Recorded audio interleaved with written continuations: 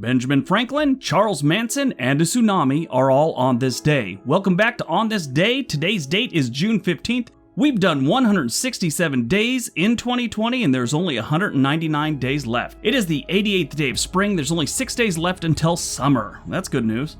Today is World Elder Abuse Awareness Day. This day was created to bring attention to an issue that doesn't have the visibility that it should: elder abuse, neglect, and exploitation. It's not just physical abuse when it comes to the elderly. A lot of them get ripped off by family members, friends, and various phone scams. According to the Administration for Community Living, older Americans lose $2.6 billion per year because of financial abuse. This day was first observed in 2006. Since then, the day has been celebrated yearly on June 15th. All right, let's see what else has happened on June 15th. 1648, Margaret Jones is hanged in Boston for witchcraft. This was the first such execution for the Massachusetts Bay Colony during this witch hunt thing that lasted from 1648 to 1693. She was a midwife that practiced medicine, which was the main reason she was suspect for being a witch. As we all know, if you try and help someone, it must be witchcraft. At the time, any woman who had the audacity to actually be intelligent and show it was instantly suspect of witchcraft. Isn't that great? People back then, it's just incredible. In most cases, I'm sure it was by people who lacked a great deal of intelligence. 1752, Benjamin Franklin proves that lightning is electricity. He conducted his well-known kite experiment in Philadelphia, successfully extracting sparks from the clouds. Franklin indicates in his writings that he was aware of the dangers and offered alternative ways to demonstrate that lightning was electrical. To prove that he could create static electricity, he once took off his shoes, shuffled across the carpet, and shocked John Adams on the ear. And that's how we got this painting of our second president.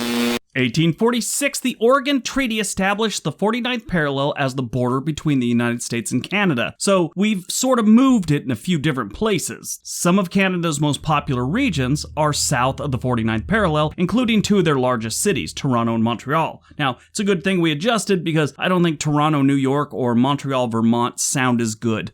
1888, Crown Prince Wilhelm becomes Kaiser Wilhelm II. He will be the last emperor of the German Empire. 1888 is known as the Year of the Three Emperors because of the death of two German emperors, or Kaisers, leading to the rapid succession of three monarchs within 1 year. Emperor Wilhelm I died on the 9th of March, 1888, after a long reign. He was nearly 91 years old. The next one in line was his son, Frederick William. He assumed the throne at age 56, but had already developed terminal cancer of the larynx. Frederick attempted to have it treated, but it was not successful. He ruled for 99 days, and he died on this day, which marked the day that Frederick's son, Wilhelm II, would succeed the throne at age 29. He wasn't very liberal like his grandfather and father. He eventually led Germany into World War I and ruled until the fall of the German Empire in 1918. 1896, the deadliest tsunami in Japan's history kills more than 22,000 people.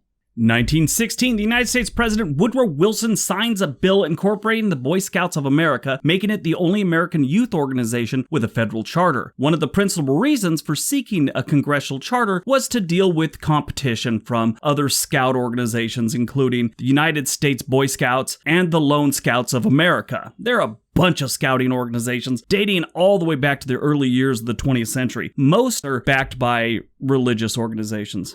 1970, Charles Manson goes on trial for the Sharon Tate murders. There was a lot of controversy when it comes to the murder, since it was reported he didn't do any of the actual murders himself. He did convince his followers and drove them there. Ultimately, the jury found Manson, Krenwinkel, and Atkins guilty of first-degree murder in all 7 of the Tate and Van Houten murders, along with the LaBianca killings. The death penalty was ruled unconstitutional in 1972. Manson was resentenced to life with the possibility of parole. He never got that parole. That scumbag finally died in November of 2017. 1992, the United States Supreme Court rules that it is permissible for the U.S. to forcibly extradite suspects in foreign countries and bring them to the U.S. for trial, without the approval of the other country. This came about because there was this DEA agent who was tortured to death, and a doctor that was involved in it kept bringing the dude back to life so they could torture him some more. Just a real evil human being. Anyway, he was in Mexico.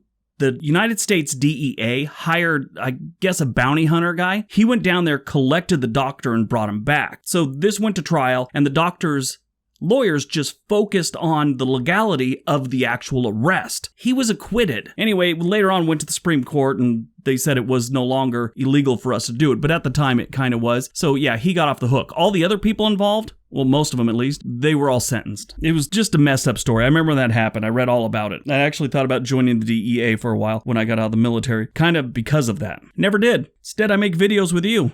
Movies released on June 15th, 1988. Bull Durham, Kevin Costner, Susan Sarandon. Great movie. I love that movie. I've watched it probably 6 times in my life. Good movie. 2012, That's My Boy is released with Adam Sandler and Andy Samberg. Now, this movie wasn't really that good. It was funny, but it wasn't like a classic movie like I normally name on these things, you know, like great movies. What's unique about this one is it's a movie about a dad who's a mess, which is Adam Sandler, and his son. Dad's actually one of these guys that was like a tabloid thing when he was in 8th grade because he was having an affair with his teacher. When they did the flashback to, you know, like 1985, his teacher was actually Susan Sarandon's daughter in real life. She played the teacher. And when she got out of prison later on in the movie, it was Susan Sarandon that played her. It was a great little twist to the movie. I thought it was great. Born on June 15th, 1963, Helen Hunt, American actress, director, and producer. Didn't know she directed or produced. I just think she's a great actress. 1964, again, another actor, producer, Courtney Cox. Thought she was just in Friends. And a Bruce Springsteen video. 1969, Ice Cube is born. American rapper, producer, and actor. Ice Cube's actual real name is O'Shea Jackson. And I've always kind of been amazed by this guy because he's accomplished so much. And if you know where he comes from, I've always been impressed by his career. 1973, Neil Patrick Harris, American actor and singer. He's known for playing Doogie Howser, MD, and Barney Stinson on How I Met Your Mother. He's also Count Olaf in a series of unfortunate events. Tons of other stuff too. Died on June 15th, 2014. We lost Casey Kasem, American radio host, producer, and voice actor. He's also the co-creator of America's Top 40. He saw it every Saturday or Sunday morning forever and heard it. He was on TV for a while, and most of the time it was on the radio. Now, this is a sad case. Towards the end of his life, he was suffering from Parkinson's and dementia and stuff like that. His wife, who was like a C-list movie star, I mean, she was little bit parts here and there throughout her career. Nothing remarkable. Anyway, she was his wife. Towards the end of his life, she started hiding him from his family, and there's all these court orders and just all kinds of weird stuff. Even after he died, the family sued because they wanted an autopsy. She hid the body. Finally, she took the body out of the United States and took it to Montreal, Canada, where, the court couldn't follow her. It was just weird and a whole mess. It's just strange. And that lady, I mean, I've seen her in interviews back around that time. She's just a little strange. Alright, so that's today's video. I hope you guys enjoyed it. Hope you got some information out of it. Yeah, it was a weird day, June 15th. We'll see you for the next video. Everybody have a great day. Be nice to each other.